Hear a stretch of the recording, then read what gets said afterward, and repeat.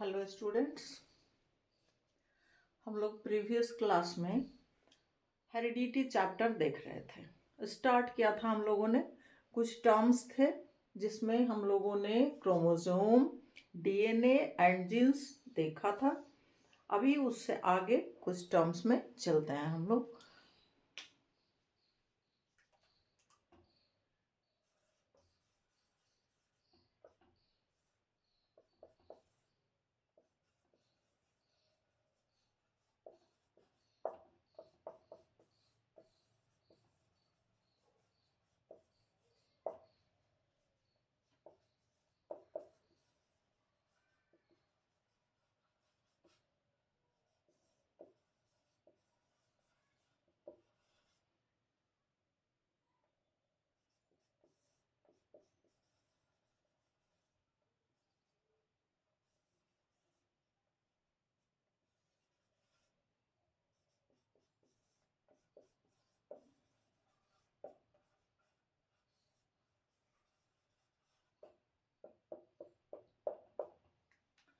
ये allele, phenotype, genotype, dominant, recessive, homozygous and heterozygous, इतने terms अभी बाकी हैं। कुछ और भी हैं, ट्रेट्स, प्रोजेनी। तो एक बार थोड़ा सा क्रोमोसोम हम लोग री कर लेते हैं।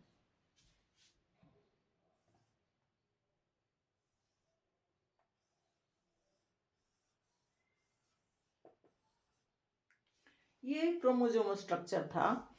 इसमें हम लोगों ने क्या पढ़ा? न्यूक्लियस में क्रोमैटिन होते हैं, वो सेल डिवीजन के टाइम में कंडेंस होकर के, संघनित होकर के और क्लियर स्ट्रक्चर दिखते हैं, जिसमें ये दो क्रोमैटिड होते हैं। ये दोनों क्रोमैटिड डीएनए के ही बने होते हैं और डीएनए के ऊपर जीन्स होते हैं। उसका डीएनए का पार्ट्स ही जीन्स का भी फॉर्मेशन करता है। बट यहाँ सिंपल वे में हम लोग देखेंगे आगे समझने के लिए कि ये हमारे क्रोमोसोम हैं जो दो क्रोमैटिड के बने हुए हैं। ये डीएनए का कंडेंस स्ट्रक्चर है और इसके ऊपर जीन्स पाए जाते हैं। जीन्स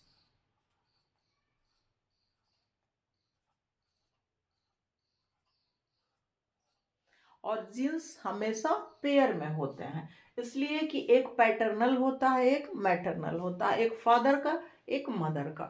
इसलिए जीन्स हमेशा पेयर में होते हैं। वो कहाँ होते हैं? डीएनए के ऊपर सिचुएटेड होते हैं, क्रोमोसोम में। अब यहाँ पे एक टर्म आया हमारा अलील। व्हाट इज अलील?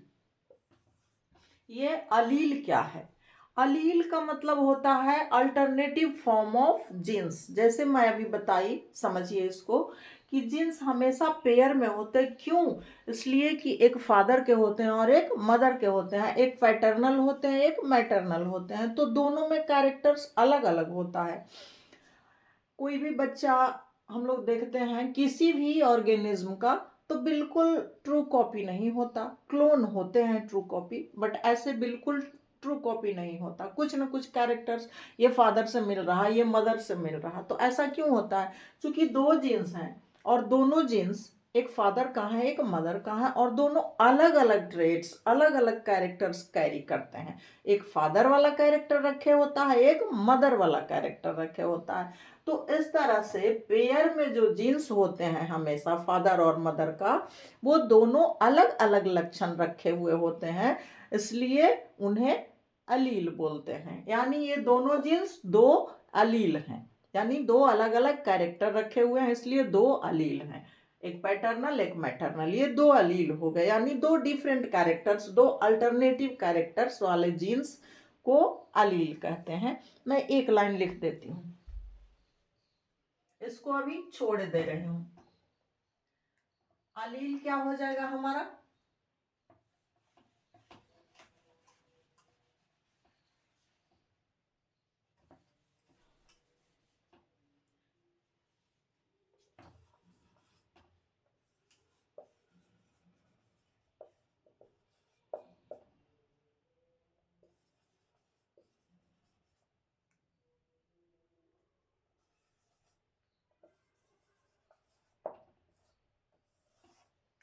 अलील क्या है? An alternative form of gene, यानी जीन हमेशा पेयर में होते हैं, हम लोग को पता है। और ये जीन में एक पैटर्नल एक मैटरनल होते हैं, एक फादर के एक मदर के, और दोनों अलग अलग लक्षण लिए, एक में माता का गुण है तो दूसरे में पिता का गुण है। और इसलिए उन दोनों जीन्स को हम कह सकते हैं कि दे आर टू एलील्स। तो ये अलील हो गया an alternative form of gene. Gene का ही फॉर्म है, दोनों जीन जो साथ साथ होते हैं, ये समझ लीजिए ऐसे सिंपल वे में कि दोनों दो अलील हैं, यानी दो अलग अलग लक्षण जब होगा तो वो अलग अलग अलील कहे जाएंगे, एक साथ जीन्स कहे जाएंगे। ये हो गया आपका अलील। अब चलते हैं इसके साथ ही जीनोटाइप और फिनोटाइप में।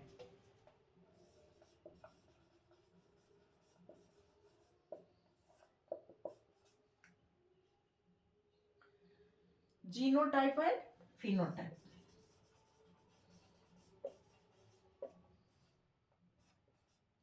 Genotype and phenotype. अब ये जीनोटाइप क्या है और फिनोटाइप क्या है, इसको भी थोड़ा समझ लीजिए। जीनोटाइप मीन्स हम ऐसा समझते हैं कि कोई भी बच्चा किसी भी एनिमल का या प्लांट्स का भी, तो अगर पैदा होता है तो हम लोग देखते हैं और देखकर बोलते हैं अच्छा ये मम्मी के जैसा लग रहा है, बिल्कुल पापा का कोई भी लक्षण इसमें नहीं। दिस इज फिनोटाइप, यानी एक्सटर्नल फिजिकल अपीयरेंस उसका जो है, बाहर से वो जैसा दिख रहा है, दैट इज फिनोटाइप। यानी उसके अंदर माता का जीन्स जो है वो डोमिनेट कर गया और फादर वाले जीन्स को उसने दबा दिया। तो external appearance, physical appearance of characteristics are called phenotype. बाहरी फिजिकल फिनोटाइप, ऐसे भी याद रख सकते हैं। और जीनोटाइप, चूंकि हम लोग को पता है कि फादर और मदर दोनों से जीन्स जाते हैं, दोनों के गैमेट फॉर्मेशन होते हैं और फ्यूजन होता है उनका, तो जाइगोट फॉर्मेशन होता है। तो फादर के कैरेक्टर भी जाते हैं और मदर के कैरेक्टर भी जाते हैं, बट जीन एक्सप्रेस हो रहा है सिर्फ मदर का। ही लुक्स लाइक मदर या ही लुक्स लाइक फादर, कुछ भी कह सकते हैं, मदर जैसा है या फादर जैसा है, तो एक ही जीन्स एक्सप्रेस हो रहा है।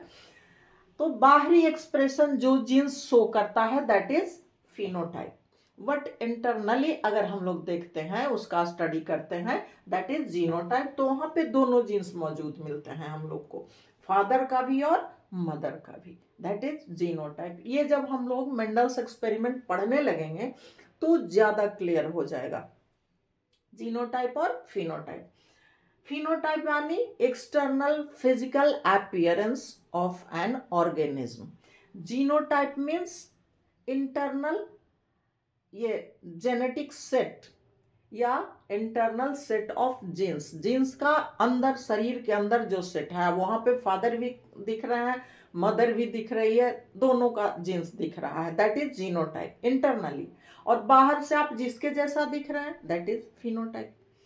अब इन दोनों में, जीनोटाइप और फिनोटाइप में, दो टर्म और इंक्लूड हो गया, that is recessive and dominant.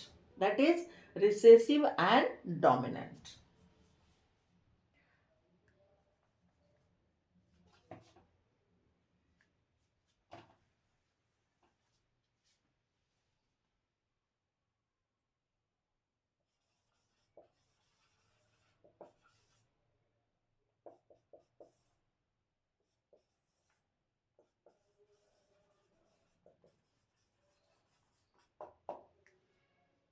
Recessive and dominant, इसको ऐसे याद रखिएगा जैसे फिनोटाइप मैं अभी बताई, दोनों एक दूसरे से कनेक्टेड हैं। फिनोटाइप यानी वो जीन्स जो एक्सटर्नली फिजिकली अपीयर हो गया, दिखाई दिया, वो सिर्फ एक के जैसा, पापा के जैसा या मम्मी के जैसा या फिर दादा के जैसा, किसी के जैसा नहीं, या फिर किसी के जैसा नहीं, माँ पापा दादा के जैसा नहीं, नाना के जैसा। तो ये सिर्फ एक जीन अपीयर हुआ जो फिजिकली बाहर से दिखाई पड़ रहा है, एंड वैसे स्ट्रक्चर को फिनोटाइप कहेंगे। और वैसे जीन्स को जो दूसरे जीन्स को दबा दिया, उस पर हावी हो गया, उसे कहते हैं डोमिनेंट जीन।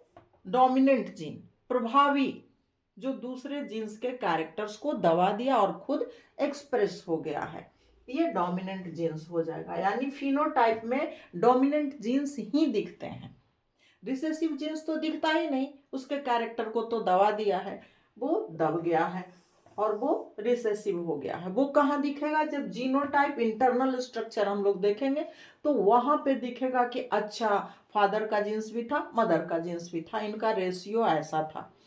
लेकिन जो एक्सप्रेस हो गया दूसरे कैरेक्टर को, दूसरे जीन्स को दबा करके, वो डोमिनेंट जीन हो गया और फिजिकली अपीयर हुआ उसका कैरेक्टर, लक्षण, गुण, दैट इज फिनोटाइप।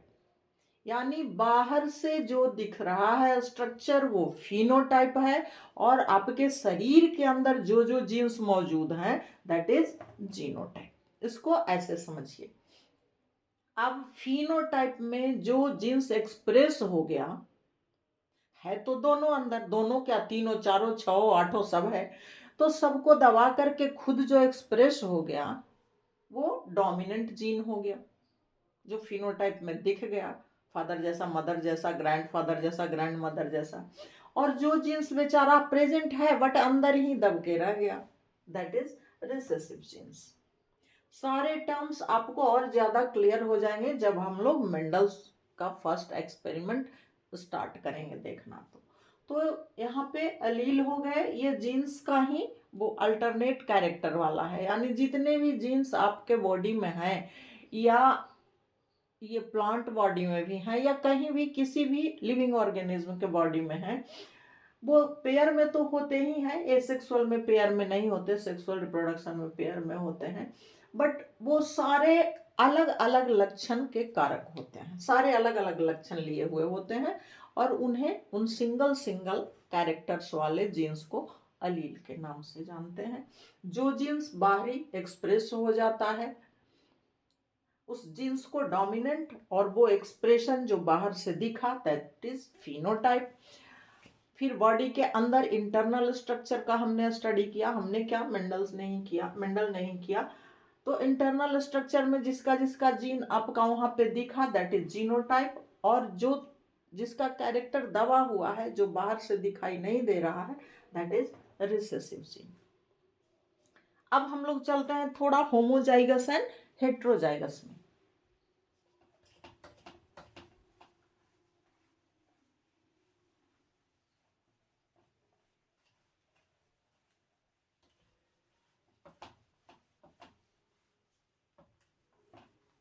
सारे टर्म्स आपको मेंडल्स लॉ में मिलेंगे, तब वहां पे और क्लियर आपको दिखाई देने लगे।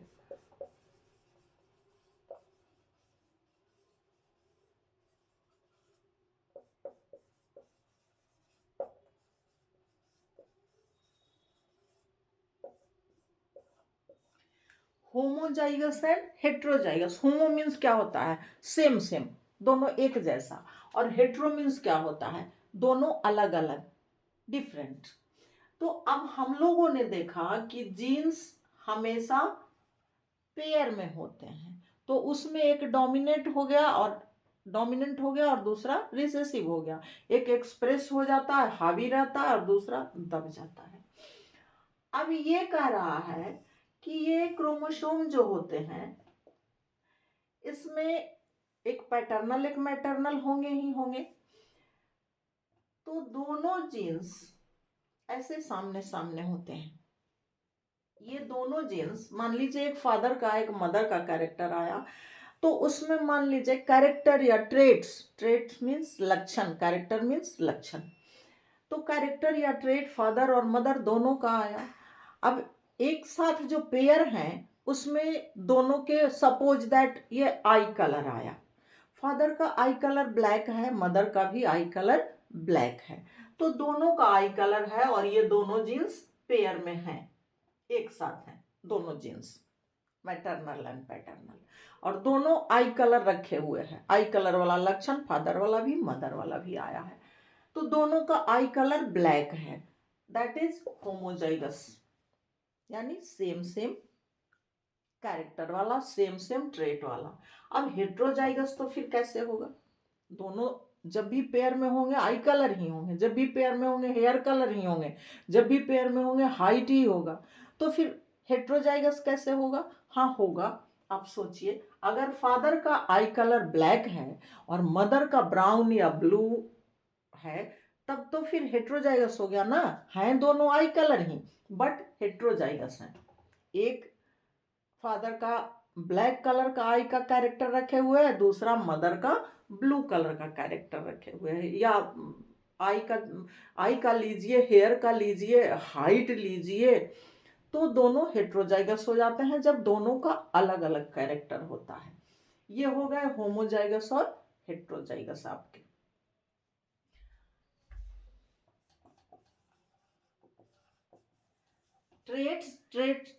ट्रेट्स मीन्स होता है कैरेक्टर। कैरेक्टर जनरल इंग्लिश के टर्म में हम लोग बोलते हैं लक्षण, गुण, और ट्रेट बायो में यूज करते हैं। ट्रेट मीन्स लक्षण या गुण। जैसे ट्रेट्स में होमोजाइगस ट्रेट वाले भी हो सकते हैं, हेट्रोजाइगस ट्रेट वाले क्रोमोसोम भी हो सकते हैं, यानी सेम सेम लक्षण वाले भी हो सकते हैं। ब्लैक आइज वाले भी ब्लैक आइज वाले ही फादर मदर दोनों के हो सकते हैं, या फादर का ब्लैक मदर का ब्लू, या फादर का ब्लू मदर का ब्लैक, तो ये हेट्रोजाइगस हो जाएंगे इस तरह से अलग अलग ट्रेट्स वाले।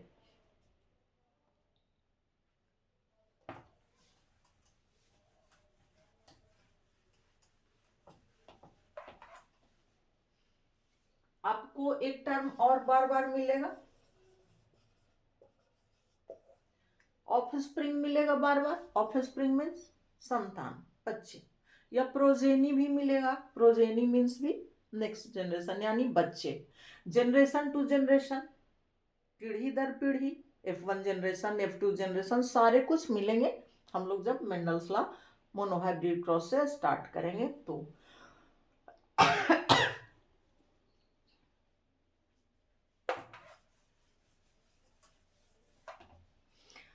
अब देखिए मेंडल ने एक्सपेरिमेंट किस पे किया?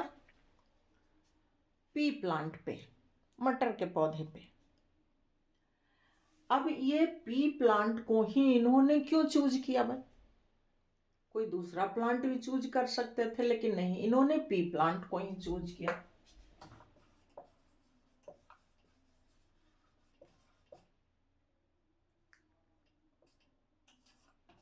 पी प्लांट को, because P plant has 7 contrast characters. 7 contrast characters. इसमें उन्होंने देखा कि बहुत कम टाइम में ये कंप्लीट हो जाता है इसका लाइफ साइकिल, और इसमें बहुत तरह के अलग अलग कैरेक्टर्स वाले दोनों पौधे में मिल रहे हैं, जैसे हाइट, ये tall, dwarf, seed colour, green, wrinkled, round, yellow, उसके ये पॉड का कलर या फ्लावर का पोजीशन, इस तरह से 7 कंट्रास्ट कैरेक्टर्स उनको मिले और इसलिए उन्होंने पी प्लांट को चुना। मेंडल ने 7 इयर्स तक एक्सपेरिमेंट किया है।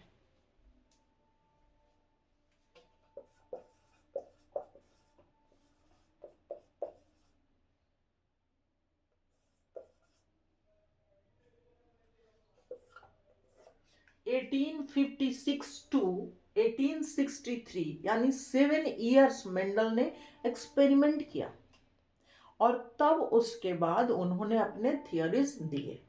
10,000 पौधे उगाए मेंडल ने, और तब उसके बाद उन्होंने अपना थियोरीज दिया। थियोरीज दिया अबाउट 65 to 66 में। इसमें उन्होंने अपना थियोरीज दिया, यानी कंप्लीट उनको ये हो गया कि हाँ बिल्कुल मेरा एक्सपेरिमेंट सही है। तब उन्होंने 65 to 66 के बीच में अपने थियोरीज दिए। Mendel's law, Mendel's law of segregation, Mendel's law of dominance मिलेगा हम लोग को, और ये 7 साल उनके एक्सपेरिमेंट के हैं। पी प्लांट्स को चुना क्यों?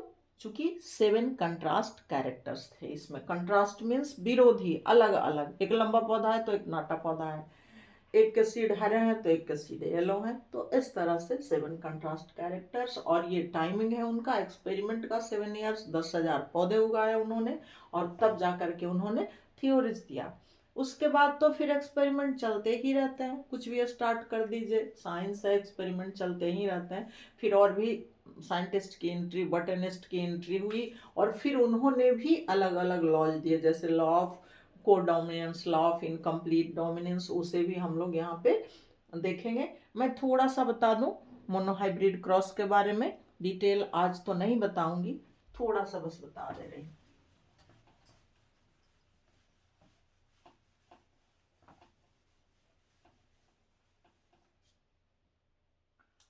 इनका एक्सपेरिमेंट है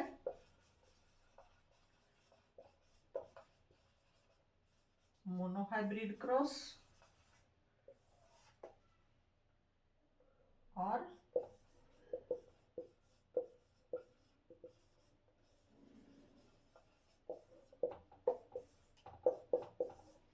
मोनोहाइब्रिड क्रॉस या मोनोहाइब्रिड इनहेरिटेंस और डाईहाइब्रिड क्रॉस या डाईहाइब्रिड इनहेरिटेंस। मैं यहाँ लेकर चल रही हूँ 10th स्टैंडर्ड का अबाउट, इसलिए ज़्यादा डिटेल नहीं जा पाती, उसके स्टैंडर्ड के अकॉर्डिंग ही। तो यहाँ पे हम लोग पढ़ेंगे monohybrid cross and dihybrid cross. अब what is monohybrid cross? Mono means one, di means two, यानी इसमें सिंगल सिंगल कैरेक्टर्स वालों के बारे में पढ़ेंगे। सिंगल कैरेक्टर्स में मोनोहाइब्रिड में क्या लिया मेंडल ने? फर्स्ट ऑफ ऑल उन्होंने प्लांट हाइट को लिया। मोनोहाइब्रिड क्रॉस में उन्होंने प्लांट हाइट को लिया। तो पी प्लांट में दो तरह के पौधे मिले उनको, tall and dwarf. P plant में दो तरह के प्लांट्स मिले उनको, टॉल एंड ड्वार्फ। तो फर्स्ट ऑफ ऑल उन्होंने सिंगल कैरेक्टर्स ही लिया, टॉल एंड ड्वार्फ प्लांट्स को लिया कि इन्हीं दोनों के बीच आपस में क्रॉस करवा के देखते हैं नेक्स्ट में क्या मिलता है। टॉल प्लांट को सोचा उन्होंने कि बार बार लिखने में इतना लंबा हो जाएगा टॉल एंड ड्वार्फ, तो कुछ सिंबॉलिक कर दिया जाए, इसको कुछ सिंबल डाल दिया जाए। आप लोग केमिस्ट्री में पढ़ते हैं oxygen O, carbon dioxide sorry carbon C, nitrogen N, ऐसे। तो यहाँ भी उन्होंने सोचा कि अच्छा टॉल, टॉल मीन्स लंबा, लंबे पौधे, तो टी से ही इसके जीन्स को डिनोट कर देते हैं, कैपिटल टी से। तो टॉल को हम लोग कैसे लिखेंगे? कैपिटल टी से लिखेंगे, बट कहीं भी लिखेंगे कैपिटल टी से लिखेंगे। अभी हम लोग पढ़े कि जीन्स हमेशा पेयर में होते हैं, पैटर्नल और मैटरनल होंगे। यहाँ सेक्सुअल रिप्रोडक्शन है, ये सेक्सुअल रिप्रोडक्शन नहीं है। तो दो जीन्स होंगे हमेशा, तो हम लोग दो कैपिटल टी लिख देंगे तो समझ में आ जाएगा कि अच्छा ये टॉल प्लांट्स हैं। अब ड्वार्फ के लिए सोचा कि फिर अगर डी डालते हैं तो फिर थोड़ा लेंदी हो जाता है, एक टी एक डी, तो उससे अच्छा है कि टी से ही डिनोट ड्वार्फ को भी कर दिया जाए, बट स्मॉल लेटर से कर दिया जाए, चूंकि ये ड्वार्फ प्लांट है, टॉल प्लांट नहीं है। तो यहाँ इसे टी से, स्मॉल टी से ड्वार्फ प्लांट को डिनोट कर दिया गया। और यहाँ पे भी दो ही जीन्स होंगे, तो ये ड्वार्फ प्लांट का सिंबल हो गया। अब हम लोग मोनोहाइब्रिड क्रॉस पढ़ेंगे नेक्स्ट क्लास में, तो वहां पे टॉल यानी दो कैपिटल टी और ड्वार्फ यानी दो स्मॉल टी से डिनोट करेंगे और इसी को लिखेंगे आगे, इतना लंबा लिखना नहीं पड़ेगा। ये मोनोहाइब्रिड क्रॉस में उसका हाइट लेकर के इन्होंने एक्सपेरिमेंट किया। और एक बात मैं बता दूं कि जब मेंडल एक्सपेरिमेंट कर रहे थे तब तक के जीन्स टर्म नहीं आया था, इसलिए वो है जीन्स ही, बट उन्होंने इसे फैक्टर के नाम से जाना है। फैक्टर हमेशा यूज किया है। अच्छा, इसके अंदर एक फैक्टर है जो हमेशा पेयर में होता है, यानी जीन्स टर्म तब तक नहीं आया था, किसी ने जीन्स टर्म क्वाइन नहीं किया था, फैक्टर के नाम से ही उन्होंने जाना। और उसके बाद में फिर जीन्स टर्म आ गया तो फैक्टर को रिप्लेस करके उसके बदले में जीन्स कहा जाने लगा।